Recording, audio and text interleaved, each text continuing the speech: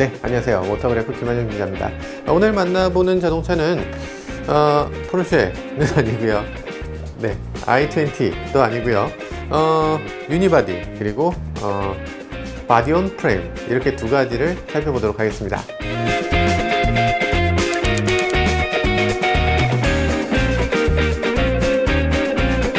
유니바디, 이게 프레임 바디라는 건 아니고요. 그래서 사실은 i20도 당연히 유니바디죠. 근데 어떤 이유에서 제가 그렇게 말씀드리냐면 이게 프레임이 밑에 있고 그게 껍데기를 지금 얹은 거거든요. 그래서 바디온 프레임이라고 제가 간단하게 예를 들어서 보여드리는 거예요. 실제로 이렇게 약하진 않죠. 유니바디, 바디온 프레임 이런 거 나누기가 굉장히 좀 그게 도대체 무슨 말이야 라고 하시는 분 계실 것 같아요. 흔히 모노코크라고 얘기하죠. 모노코크. 그리고 프레임 바디, 이렇게 얘기 많이 할 겁니다. 이렇게 많이 생각하죠? 아닙니다. 아니고요. 정확한 이름은 유니바디입니다. 유니바디. 그리고 바디 온 프레임이에요. 프레임이란 말 자체가 뭔가 이렇게 뼈대 이런 느낌이 있기 때문에 프레임 위에 바디가 있다라고 해야 이제 정확한 표현이고요. 그리고 유니바디, 하나의 한 덩어리로 만들어져 있는 바디라고 해야 맞습니다. 모노코크라는 거는 아주 옛날에 비행기를 설계할 때 비행기 겉껍데기가 뼈대를 하는 외골격 같은 그런 차를 말한 거예요. 그런 형태를 말한 거였어요. 자동차는 외골격이 아닙니다. 자동차의 껍데기는 그냥 껍데기일 뿐이에요. 자동차도 안에 있는 그 기둥들이 있기 때문에 모노코크라고 말하는 건 엄밀하게는 틀린 말입니다. 자, 그럼 유니바디, 바디온 프레임은 어떻게 다른가를 놓고 보면요. 유니바디는 그림으로 그려보자면 바디에 이렇게 자, 참 네, 제가 봐도 참 한숨이 나옵니다. 그래요. 이게 이제 유니바디고요. 네. 그래요. 인서트가 있으니까 걱정 말고 인서트를 봐야 될 것 같아요. 자, 바디온 프레임 같은 경우는 프레임이 이렇게 사다리처럼 생긴 프레임이 있어요. 그리고 유니바디 같은 경우는 여기를 우리가 여기를 우리가 A 필러, 여기를 우리가 B 필러, 여기를 우리가 C 필러라고 얘기하는 이렇게 큰 기둥이 있습니다. 이 B 필러는 실제로는 굉장히 커서 이 밑에 로커와 연결되는 이 필러를 갖고 있습니다. 이 강성이 굉장히 높은 필러를 가지고 있고, 그리고 이 모든 전체가 하나의 덩어리로, 이 껍데기가 하나의 덩어리를 갖고 있는 것들이 바로 유니바디입니다. 바디온 프레임은 이 껍데기가 힘을 받는 그런 강성을 갖고 있는 구조가 아니라 강성을 가진 구조 위에 차를 얹는 걸 바디온 프레임이라고 합니다. 그러니까 바디가 프레임 위에 있다. 프레임이 바디 전체에 같이 묶여 있다. 이런 뜻이에요. 이 두 가지의 장점을 놓고 보면 어떤 장점이 있을까요? 일단 유니바디의 장점을 생각을 해보죠. 유니바디의 가장 큰 장점은 뭘까요? 굉장히 의외이실 수 있는데요. 강성이 높다. 이게 바로 유니바디의 가장 전형적인 예인데요. 유니바디는 여기 보시면 A 필러, B 필러, C 필러가 다 있는, 네. 포르쉐는 B 필러가 잘 안 보이는 차죠. 네, B 필러, C 필러가 다 있는 차예요. 그렇지만, 근데 이 포르쉐 같은 경우는 이렇게 뒤틀렸을 때 뒤틀림 강성이 이 천장부터 바닥, 옆에 B 필러, A 필러 다 할 거 없이, 그러니까 사다리가 옆으로 들어가 있다고 보시면 돼요. 여기 밑에 있는 사다리가 옆에 있다, 위에도 있다. 전체가 다 있는 거예요. 전체가 다 그걸 감싸고 있기 때문에 강성이 높다. 첫 번째가 강성이 높다. 두 번째는 경량화가 가능하다는 겁니다. 그러니까 무거운 프레임을 따로 만들고 그 위에 바디를 또 만든다면 사실상 그 안전성을 똑같이 유지하기 위해선 무게가 더 늘어날 수밖에 없겠죠. 어쨌든 무게를 더 가볍게 하기 위해선 이 프레임을 어떻게든 이 바디 안에 녹여들도록 이렇게 만들어야만 될 겁니다. 따라서 유니바디가 강성이 더 높고 경량화도 또 가능한 겁니다. 경량화가 가능하고 그리고 강성이 좋아지니까 당연히 핸들링도 좋아집니다. 핸들링이 향상되고요. 같은 엔진이면 가속성이 더 좋아지고요. 그리고 연비도 우수해집니다. 그럼 프레임 바디는 도대체 뭐냐? 프레임 바디는 그럼 장점이 하나도 없는데 아직도 살아남았냐? 그렇진 않습니다. 프레임 바디도 물론 장점이 있어요. 첫 번째 장점, 가장 큰 장점, 무거운 짐을 적재할 수 있다. 이 프레임 바디의 특징은 이런 뒤틀리는 이 토션에 대해서는 약해요. 그런데 이렇게 이 방향으로 휘어지는 것에 대해서는 강합니다. 일반적인 경우 우리가 사용하는 바디온 프레임은 이렇게 사다리형 구조를 갖고 있고, 또 더욱더 중요한 부분은 이렇게 오는 충격에 굉장히 강합니다. 정면 충돌 시험을 하면 바디온 프레임을 이길 수가 없어요. 정면 충돌 시험에 가장 우수한 그런 성능을 보여줍니다. 두 번째라고 하면 정면 충돌의 유리. 바디온 프레임은 또 하나의 장점이 있습니다. 이 하체 부분에 사실은 파워트레인이나 아니면 바퀴나 뭐 이런 여러 가지를 이 프레임 쪽에다 얹어요. 프레임 쪽에 얹고 위는 껍데기만 얹는 겁니다. 그러다 보니까 이쪽과 이 위가 구분될 수가 있어요. 이 사이에는 흡음이나 아니면 완전히 분리되어 있으니까 이 사이에다가 뭐 서스펜션 구조 비슷하게 이 양쪽이 서로 완전하게 연결되지 않도록 이걸 떨어뜨려 놓을 수가 있습니다. 그래서 NVH를 높이는데 유리합니다. 네 번째는 비틀림이 어느 정도 가능하다고 했잖아요. 비틀림이 가능하기 때문에 오프로드 주행 성능이 좋아집니다.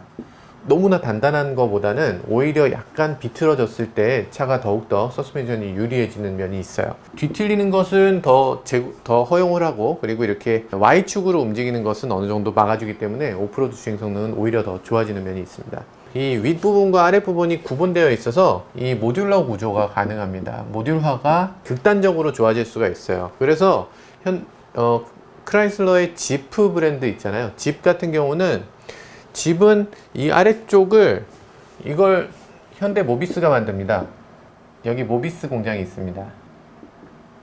여기 집 공장이 있고요. 이 공장과 공장 사이의 거리는 불과 한 100m. 이 사이에 벨트가 연결되어 있습니다. 그럼 모비스가 이 아랫부분에 파워트레인과 바퀴와 뭐 등등등을 다 설치를 해요. 다 설치를 한 다음에 여기로 벨트를 타고 쭉 이송해 줍니다. 그럼 지프는 뭐하냐? 이 위에 있는 부분을 그냥 얹습니다. 위에 있는 부분을 그냥 만들어서 얹을 수 있는, 모듈화의 정말 극단을 보여주는 그런 것들이 가능해요. 이걸 컴플리트 모듈이라고 해서 이 아랫부분에 전체 차의 모든 걸 다 실은 상태로, 그냥 그 상태로 사실은 주행이 가능해요. 이 껍데기만 없어도 주행이 가능한 상태로 이 모비스에서 컴플리트 모듈을 지프에 공급하고, 지프가 그걸 가지고서 그 나사만 조이는 일을 하고 있죠. 네, 바디온 프레임은 이런 거죠. 사실 밑에 있고 그 위에 바디를 얹는 거예요. 밑에 이 프레임을 모비스가 납품을 하면 여기다가 이제 지프는 위에 뚜껑을 얹게 되는 거죠. 그러다 보니까 이게 이 모듈화가 잘 이루어진다는 거예요. 이 프레임이 요렇게는 사실 꽤 버텨요. 근데 요렇게는 뒤틀림이 약할 수밖에 없습니다. 이거 약할 수밖에 없죠, 당연히. 약하지만 어쨌든 문제없이 달릴 수 있는 게 바디온 프레임의 장점이에요. 뚜껑이 없어도 달릴 수 있는 거, 뚜껑과 관계없이 내구성이 오래 가는 거, 그런 것들이 바디온 프레임의 장점이라고 할 수 있겠죠. 다양한 차를 같은 플랫폼으로 만들기 굉장히 쉬워진다는 겁니다. 셰시하고 바디가 완전하게 구분되어 있기 때문에. 그래서 바디온 프레임이 장점이 없는 건 아닙니다. 근데 문제가 있다면, 아까 말씀드렸다시피 정면 충돌이 굉장히 강하잖아요. 그건 바디온 프레임의 가장 큰 장점이지만, 반면에 측면에서 이 프레임을 넘는 곳에서 충격을 받을 때, 그때 어느 정도 안전한가, 이 부분은 조금 고려해야 될 부분이 있습니다. 뭐 B필러라든지 아니면 뭐 A필러라든지 이런 부분의 강성을 그다지 높이지 않는 게 이 바디온 프레임의 특징이에요. 그래서 그럴 필요가 없는 거죠. 애초에 이게 충분히 강성이 있기 때문에 정면 충돌이든 뭐 안전 등급을 충분히 받을 수 있는 능력이 돼요. 그리고 차가 주행하는데 아무 문제가 없고요. 그렇기 때문에 B필러나 뭐 A필러나 이런 것에 그렇게까지 돈을 들일 이유가 없는 겁니다. 모든 곳에 프레임을 굉장히 강하게 만들어야 되지만, 프레임 바디는 이 밑부분만 강하게 만들면 되기 때문에, 이 위에서 내려오는 충격이나 차가 만약에 전복되는 경우에는 승객을 보호할 수 있는 능력이 이 유니바디에 비해서 많이 떨어진다고 봐야 됩니다. 전복 테스트를 미국 IIHS가 하는데요. 테스트하는 방법이 이 A필러와 요 모서리 부분을 누르는 거예요. 눌렀을 때 차체의 2배의 충격을 받아들일 수 있도록, 차체의 2배로도 이게 무너지지 않도록 하는 게 IIHS의 어떤 그 굿 등급을 받기 위한 요건입니다. 유니바디의 좋은 경우는 5배 정도를 통과합니다. 그런데 바디온 프레임 중에서는 테스트 받은 차도 거의 없고, 테스트를 하는 경우는 2배를 넘는 차가 거의 없습니다. 2배가 간당간당해요. 네, 자동차 제조사마다 여러 가지 방법의 차이는 있지만 어쨌든 이 유니바디의 그 강성을 굉장히 충돌 테스트 강성을 높이기 위한 굉장한 노력을 기울였습니다. 반면에 바디온 프레임을 사용하는 경우는 그런 노력이 굉장히 부족합니다. 스몰 오버랩에서 바디온 프레임 차들이 굉장히 나쁜 평가를 받아요. 왜냐하면 요 부분은 강해. 이 부분은 강한데 그 외의 부분, 요 위에서 강성을 좀 확보해야 되는 부분, 여기 확보했다고 했죠.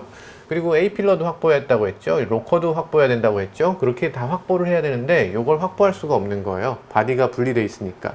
그래서 이 밑에 이 프레임만 가지고서 여기 조금 보강하는 정도로 통과를 해야 되는데 그게 잘 안 됩니다. 그래서 스몰 오버랩에도 유니바디가 더 유리한 면이 있죠.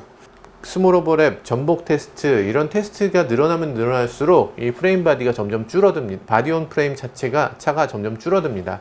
그러면은 유니바디랑 이 프레임 바디가 애초에 자동차를 만드는 두 가지 방식으로 각자 발전해 왔던 건가요? 그렇죠. 그러니까 그 부분이 살짝 오해의 여지가 있네요. 그러니까 이 유니바디가 우리한테는 너무 익숙하기 때문에 유니바디가 당연히 처음부터 있었던 걸로 생각하기 쉬운데 사실은 프레임 바디가 먼저 나왔죠. 애초에 차를 만들 때는 프레임 바디에 가까웠다고 보는 게 맞아요. 그리고 이 프레임 바디의 문제점들을 조금씩 개선하기 위해서 이 유니바디가 구성이 된 거죠. 예전에는 당연히 뭐 철제로 만들 수 있는 부분의 한계, 그리고 뭐 목재로 만들더라도 목재의 어떤 강성이 가지는 한계, 그런 것들이 있어서 프레임을 먼저 만들고, 그리고 이 자동차 제조사가 이 아래쪽 셰시를 다 만들어 온 상태로 이제 납품을 했어요. 무슨 말씀이냐면 벤츠에 가서 차를 사면 이 밑에 부분만 주는 거예요. 이 윗부분은 안 주는 겁니다. 무슨 말인지 알겠죠? 벤틀리에 갔으면 밑에 부분은 다 만들어 놨어. 그리고서 차 있습니다. 그러면 그 차를 몰 수가 없어요. 의자가 없잖아. 핸들도 없고 아무것도 없어요. 그러니까 그 윗부분은 딴 데 가서 생산해서 위에 얹어야 됐어요. 이 윗부분을 생산하는 곳을 카로체리아, 코치빌더라고 했습니다. 이태리는 카로체리아, 영국은 코치빌더라고 하는 그런 곳에서 예전에 마차를 만들던 사람들이 마차의 그 럭셔리함을 그대로 이어서 여기다가 얹어준 거죠. 그러다 보니까 예전에 그 바디온 프레임은 당연히 이렇게 구분되어 있는 게 당연한 상태로 되다가 이제 어느 순간 점점점 야, 그거 이러지 말고 그냥 요 프레임을 좀 더 경량화 시키기 위해서 차의 껍데기에다가 프레임을 더해보자 해서 이제 유니바디가 만들어진 거예요. 오랫동안 이 유니바디는 열악한 상태로 지속되었습니다. 아주 저렴한 자동차의 어떤 상징 같은, 그리고 연약한 자동차의 상징처럼 그렇게 생각되어 왔어요. 그러다 보니까 이 유니바디에 대한 잘못된 선입견이 계속 생기게 됐는데 지금은 전 세계의 거의 모든 자동차가 다 유니바디라고 보시면 됩니다. 구분이 필요 없을 정도예요. 바디온 프레임 다 해봐야 뭐 승용차 중엔 전 세계 차종이 한 10개나 될까? 뭐 이런 정도로 굉장히 드문 그런 형태가 됐고 다 유니바디가 됐습니다. 바디온 프레임 차량 세계적으로 몇 없고요. 사실 최근 들어서 사고가 있었던 메르세데스 벤츠 G바겐 같은 경우 바로 바디온 프레임 차량의 대표 주자라고 할 수 있겠죠. 70년대에 설계된 거고요. 그 70년대 설계가 지금까지도 그대로 큰 변화 없이 이어온 게 그 차의 특징입니다. 파워트레인, 엔진 이건 엄청나게 향상됐는데 반면에 이 서스펜션 구조라든지 아니면 나머지 차체의 여러 부분은 그냥 옛날 그대로예요. 차가 전복됐을 때 대책이라든지 이런 것들 실제로 없습니다. 트럭은 뭐 문제가 속도도 그렇게 나지 않고, 그런데 이제 뭐 G63AMG 뭐 이 정도 되는 그런 퍼포먼스 카들은 쉽게 뒤집힐 수 있을 거라고 생각됩니다. 유니바디, 바디온 프레임 뭐 제가 뭐 짧게나마 아는 데까지 말씀드렸고요. 더 많은 분들이 더 좋은 정보를 주실 수 있을 것 같아요. 그런데 제가 걱정되는 건 하나 있습니다. 이 바디온 프레임 차에 대해서 나쁘게 얘기하면 악플에 시달리게 됩니다. 많은 사람들이 굉장히 그 바디온 프레임에 대한 그 믿음을 갖고 있고 그것을 조금이라도 이렇게 비난하는 사람을 가만 놔두지 않더라고요. 네, 악플이 예상되는데 어쨌든 많은 분들의 어떤 그 너그러운 그런 마음을 좀 기대해 보게 됩니다. 바디온 프레임 차량 그리고 유니바디 차량의 어떤 차이점을 이해할 수 있는 시간이 됐으면 합니다. 지금까지 모터그래프 김한영 기자였습니다. 감사합니다.